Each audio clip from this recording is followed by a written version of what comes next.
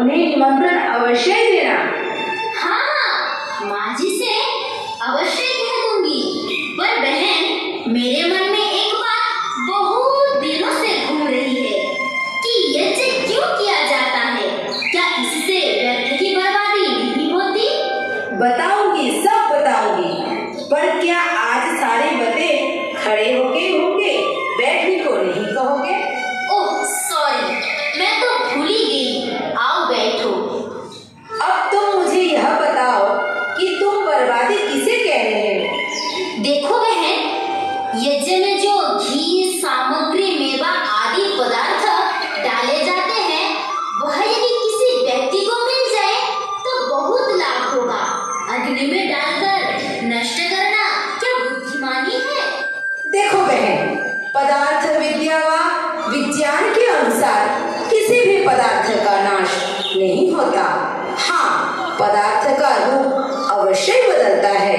इसी प्रकार यज्ञ में डाली गई सामग्री नष्ट नहीं होते, बल्कि इनका रूप बदल जाता है।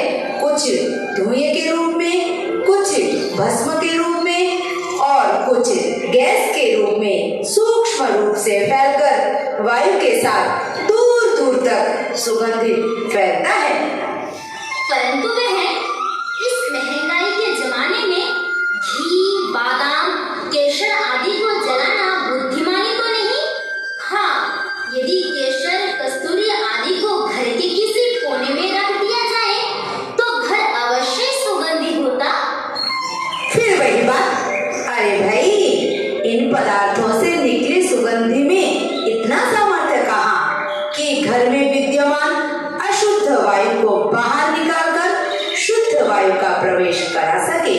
यह भेदक शक्ति अग्नि में ही है। तुम ही सोचो, घर के एक कोने में रखी मिर्च कितनी शांत है, वही जब अग्नि में पड़ जाए तो छींके आएंगी, खांसी उठेगी, दूर बैठे लोग भी परेशान हो उठेंगे। बिल्कुल ठीक, यह सब अग्नि का ही प्रताप है। अग्नि में भेदक शक्ति होती है, जिसके द्वारा घर से दूषित वायु बाहर निकल जाती है और शुद्ध वायु का प्रवेश होती है। इस प्रकार प्रदूषण निवारण के लिए भी हम लोग यज्ञ का प्रयोग कर सकते हैं। हाँ, क्यों नहीं? प्रदूषण रूपी मौत के पंजे से बचाने वाला, पूर्णतः अभय देने वाला यदि कोई उपाय है तो वह है यज्ञ। यज्ञ न केवल वायु को शुद्ध, सुगंध व प्राणपद बनाता है, अपितु इसमें डाली गई पोषक व आरोग्यप्रद औषधियों से फल, फूल, फसल में पूर्ण शुद्धता और सत्व भर जाता है। वैदिक संस्कृति के प्रसार के युग में घर घर में यज्ञ होते थे। वायु में सर्वत्र सुगंधित प्रवाहित होती थी।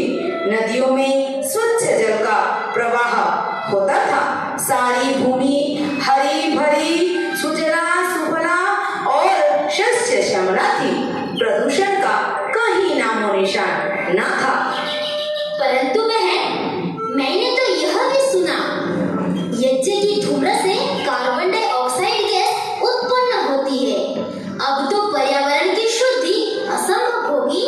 हाँ, यह सत्य है, परंतु कार्बन डाइऑक्साइड गैस सीमित मात्रा में प्राणियों के लिए घातक नहीं है। और यह भी सत्य है कि कार्बन डाइऑक्साइड गैस जल से क्रिया करने पर फॉर्मल्डिहाइड के रूप में परिणत हो जाती है। हवन में डाली गई सुगंधित, मिष्टिकारक, पुष्टिकारक, रोगनाशक हवियों के कारण रोग जीवाणु नष्ट हो जाते हैं और पर्यावरण भी शुद्ध हो जाता है।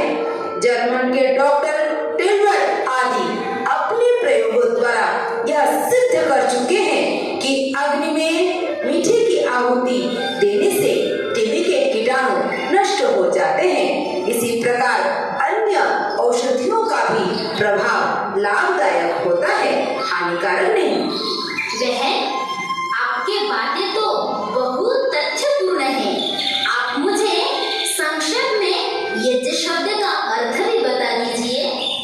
यज्ञ शब्द यज धातु से बनता है। जिसका अर्थ है देव पूजा, संगतिकरण और दान।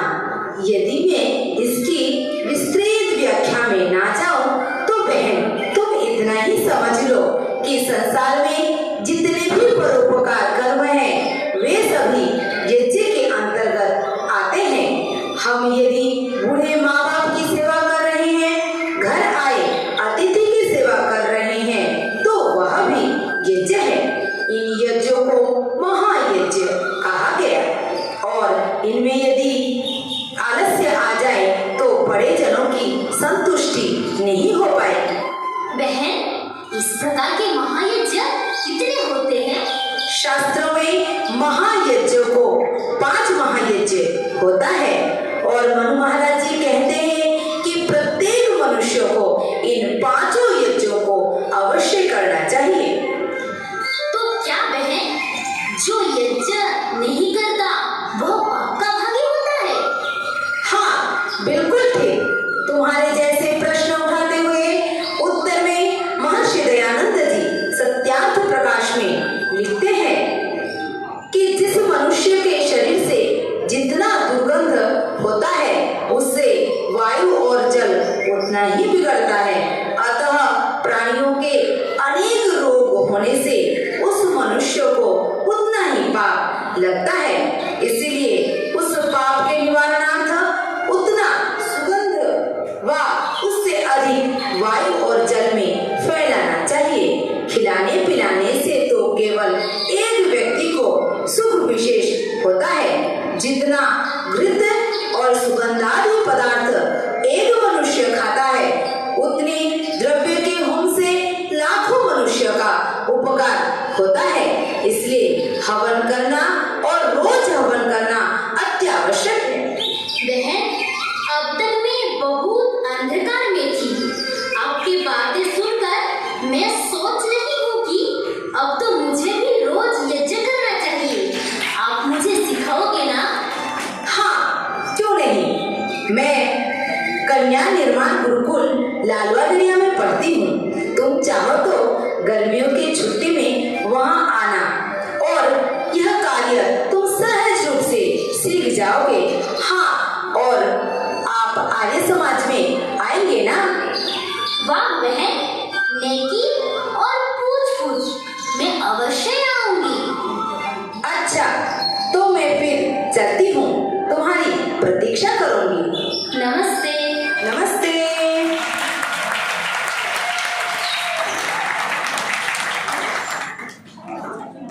सबको